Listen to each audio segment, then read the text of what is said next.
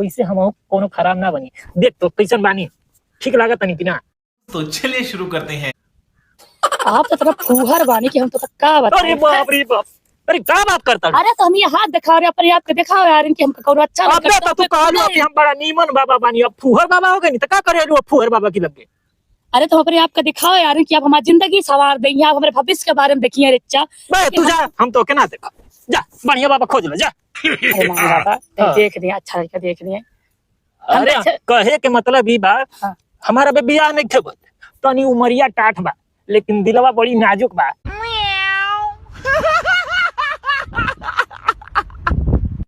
आय हमहू अटखेलिया करी ना रे पगली, हमहू अबे बच्चे बनी, अबे ढेर ना ही, अबे ढेर ना, ये तनी उम्र के उम्र ना कहल जाला।